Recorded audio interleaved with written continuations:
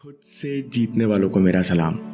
एक बार गौतम बुद्ध अपने संग के साथ तालाब किनारे रुके।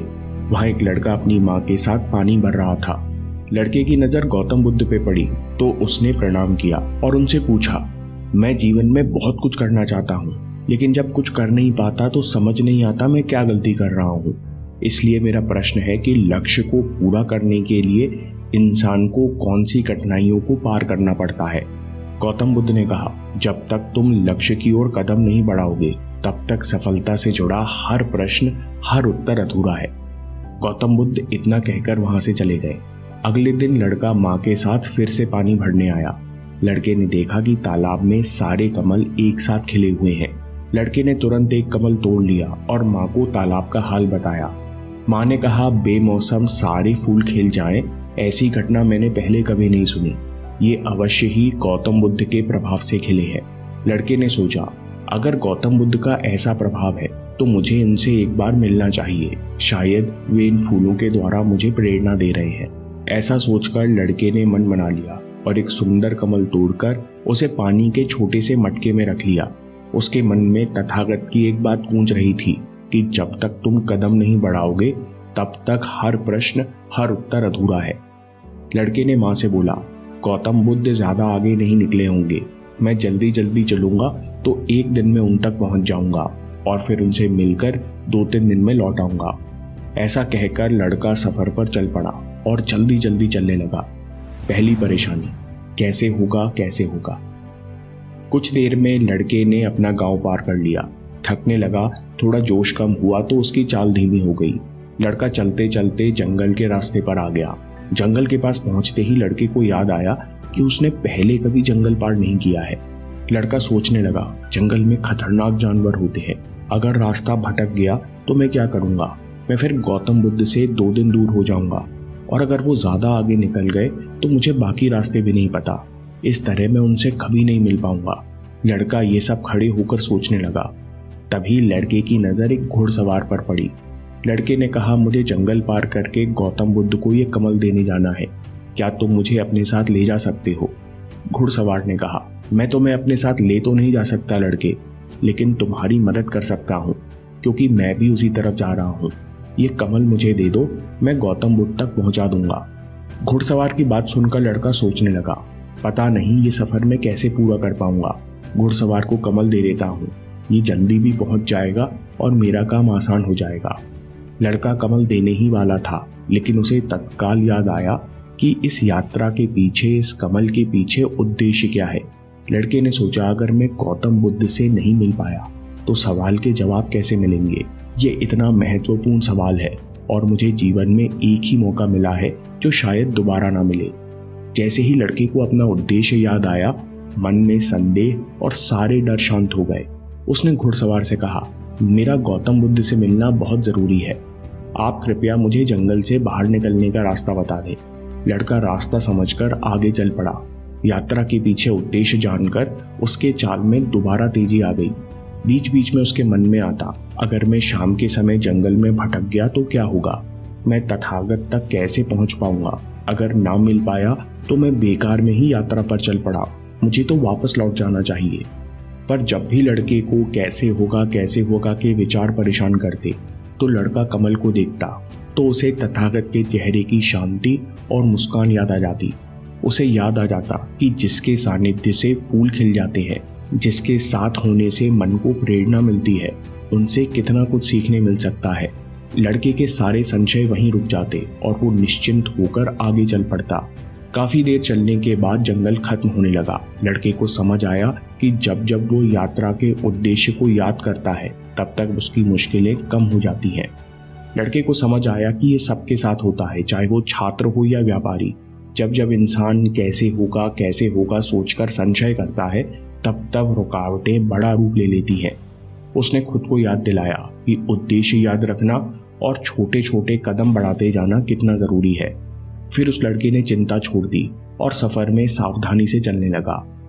दूसरी परेशानी, मन बार बार मजे की तरफ भागता है। लड़का चलते चलते काफी थक गया था। दोपहर होने तक लड़के ने जंगल पार किया। थोड़ा आगे चला तो आलीशान कोठी दिखाई दी। वहीं एक सुंदर लड़की टहल रही थी। लड़का उसके पास गया और पानी मांगा, फिर गौतम बुद्ध के बारे में पूछा। लड़की ने कहा, 2 दिन पहले ही बहुत सारे सन्यासी जैसे लोग यहाँ से गुजरे हैं, पर तुम गौतम बुद्ध के पास क्यों जा रहे हो? लड़के ने कहा, मैं गौतम बुद्ध से मिलना चाहता हूँ, उनसे कुछ सवाल पूछना चाहता हूँ। लड़की को वो लड़का पसंद आ गया था, इसलिए वो लड़के को रोकना चाह रही थी। लड़की ने कहा, कमल तो 2 दिन में मुरझा जाएगा और तब तक तुम गौतम बुद्ध के पास नहीं पहुंच पाओगे। इससे अच्छा कि आज शाम को यहाँ बड़ा आयोजन है, यहाँ नाच गाना खाना पीना सब होगा, तुम यहीं रुक जाओ और मुझसे दोस्ती कर लो। ये सुनकर लड़के की बुद्धि भ्रमित होने लगी। लड़के ने लड़की की सुंदरता को दोबारा निहारा और सोचने लगा कि ये कन्या मुझ में रुचि रखती है, अगर मैं भी इस लड़की से दोस्ती कर लेता हूँ तो जीवन में मजा आ जाएगा। लड़के ने कहा, मैं बहुत दूर से आया हूँ, मैं आपको सोचकर बताता हूँ। लड़के ने मन को लगाम लगाई और खुद से पूछा, मैं यहाँ तक चलकर क्यों आया हूँ? क्या मैं इस लड़की से दोस्ती करने घर से निकला था? और इसकी दोस्ती कितनी लंबी है किसको पता है? अगर कुछ दिन बाद इसका मन न लगा तो मैं क्या करूँगा? लड़के ने तत्काल कमल को देखा, उसे उद्देश्य याद आया तो विचारों में क्लैरिटी आई। उसने तत्काल निश्चय किया और आगे चल दिया। शुरू में तो लड़के को अफसोस हो रहा था, अगर बुद्ध नहीं मिले तो ये मौका भी हाथ से निकल जाएगा। लेकिन जैसे जैसे वो आगे चला उसे समझ आने लगा कि अगर वो थोड़ी देर और वहां रुकता तो उसकी यात्रा बेकार हो जाती। उसे याद आया कि जो भी व्यक्ति और वस्तु आपको उद्देश्य से भटकाए उससे तुरंत दूर हो जाना चाहिए। मन आपको बार बार मौके नहीं देता। प्रॉब्लम नंबर 3, भ्रमित बुद्धि और सेल्फ डाउट। लड़का काफी देर से चल रहा था, अब शाम हो चली थी, इसलिए लड़का जल्द से जल्द गौतम बुद्ध के पास पहुंचना चाहता था। लड़के को रास्ते में जो भी व्यक्ति मिलता उनसे पूछते हुए वो सरपट आगे बढ़ने लगा।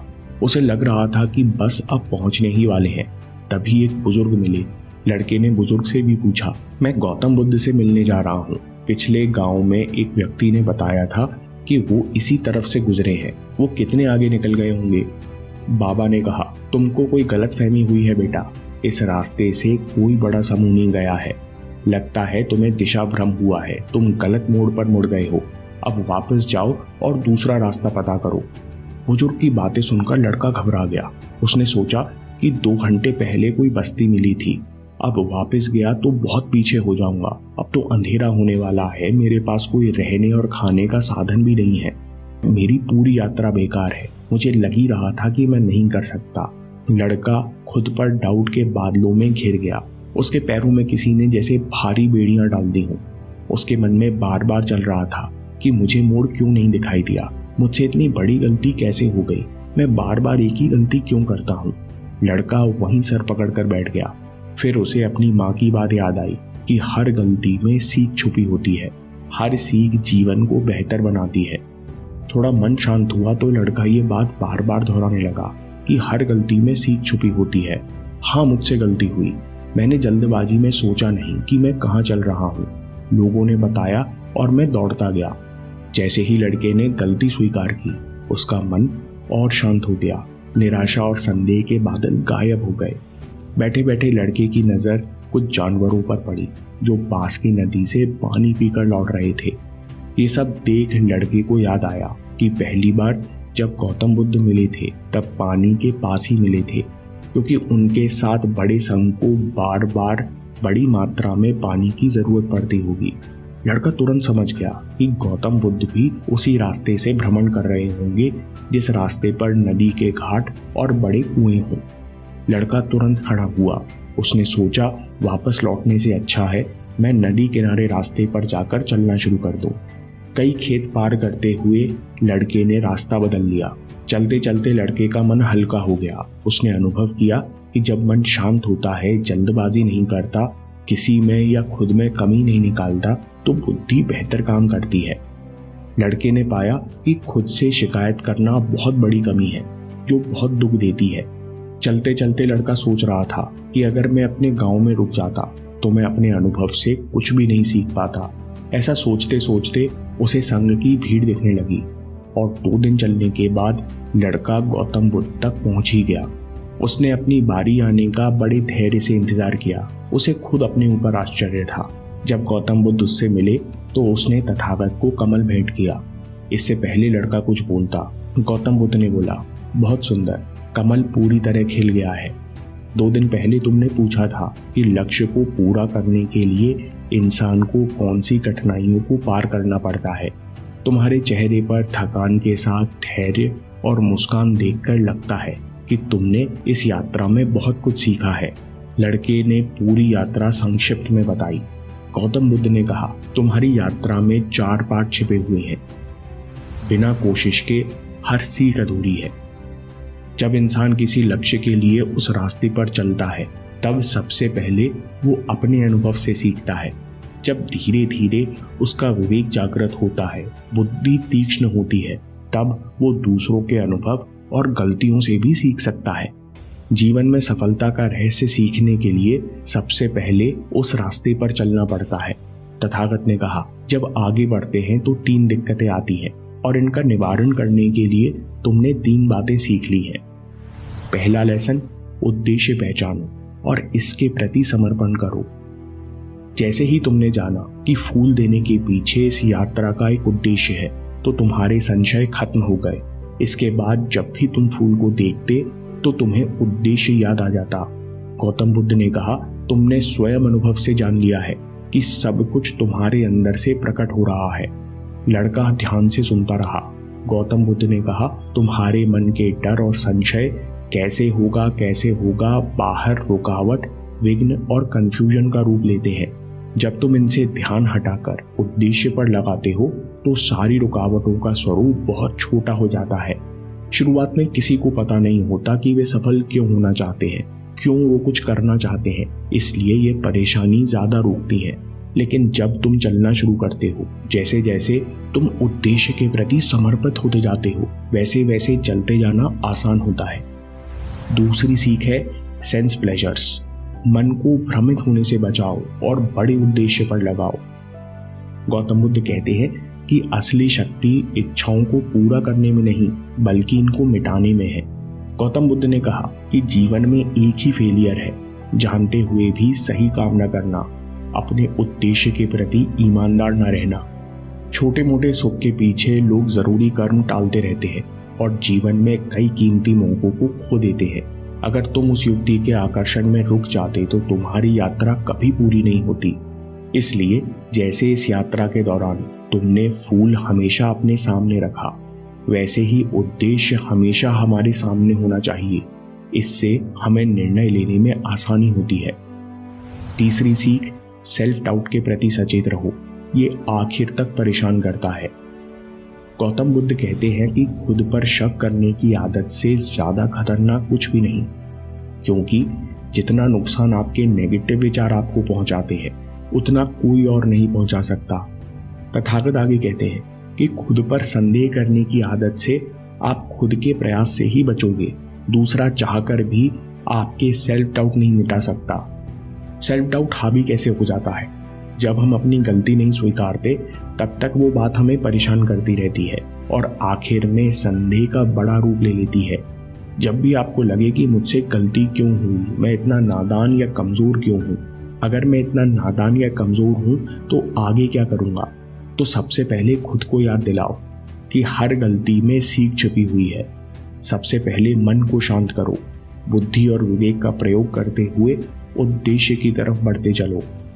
बस तुम इस तरह किसी भी चुनौती से निपटकर जीवन के बड़े से बड़े लक्ष्य को हासिल कर लोगे।